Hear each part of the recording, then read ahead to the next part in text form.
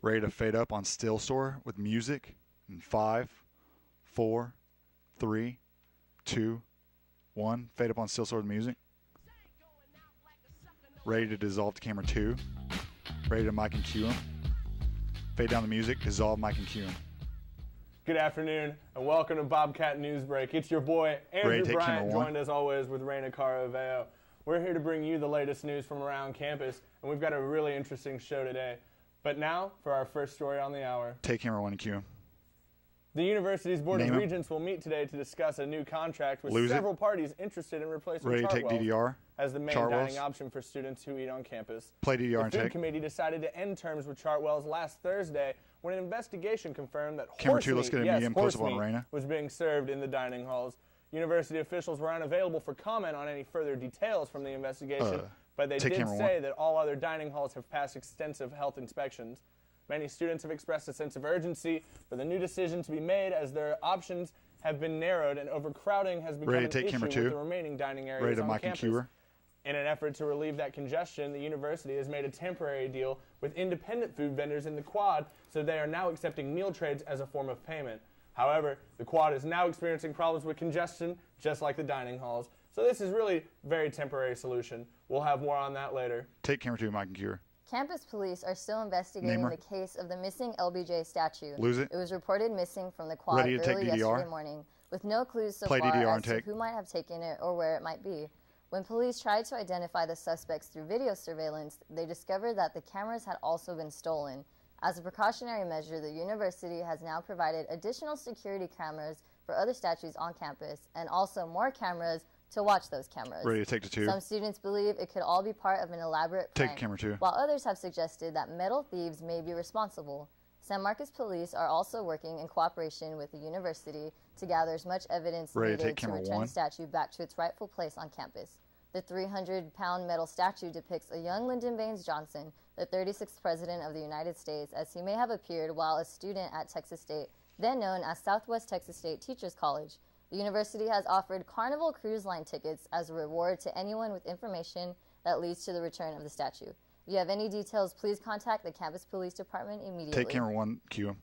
Authorities are still gaining clues as they uncover an elaborate drug scheme that was exposed during Old Man construction last week. New evidence reveals that 100 kilograms of cocaine discovered in renovated areas of the building could tip of the iceberg, prompting an extensive investigation of several new and remodeled areas on campus. Investigators say that this is all a part of a sophisticated drug ring with international ties, with this particular shipment likely coming from south of the border in Mexico.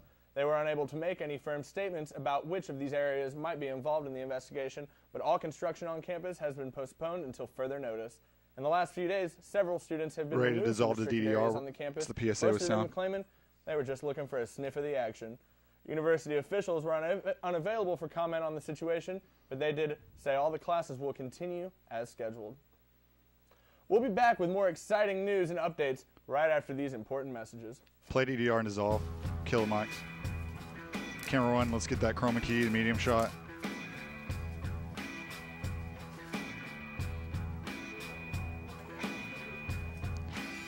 Yeah, and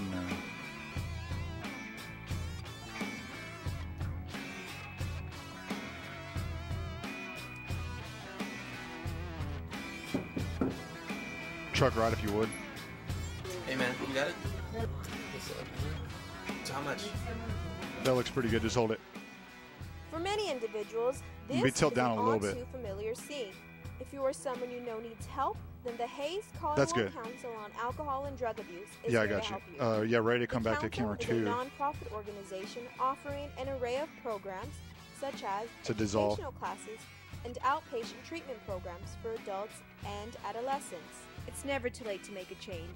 For more information, call 512-396-7695. Dissolve mic and cure.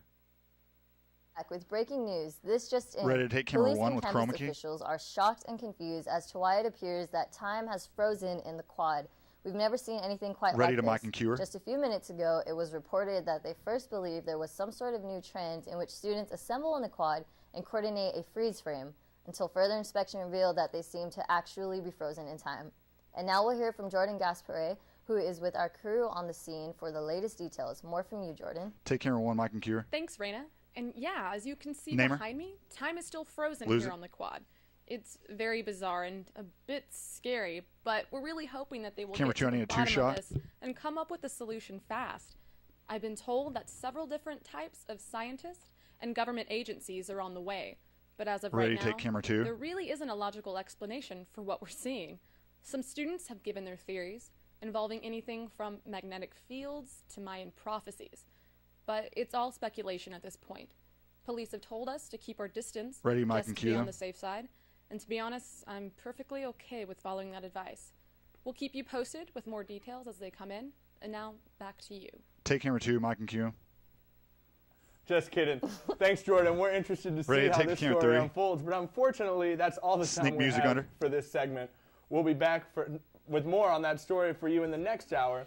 As always, thank you for watching Bobcat Newsbreak, and we'll catch you later. Take camera 3, music full.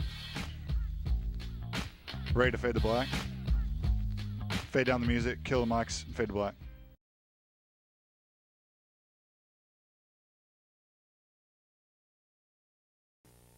The Bobcats football team has now won 2 in a row after an exciting homecoming victory Saturday night. Texas State's defense held the South Alabama Jaguars to only 3 points in the first half. The fourth quarter was a shootout, with the Bobcats pulling off a last-second score that won the game. Kicker Jason Dan booted a 42-yard field goal with only 4 seconds left. It was his 4th field goal of the night, the second from over 40 yards. The final score was 33-31. The Bobcats traveled to Idaho this Saturday to face the Vandals.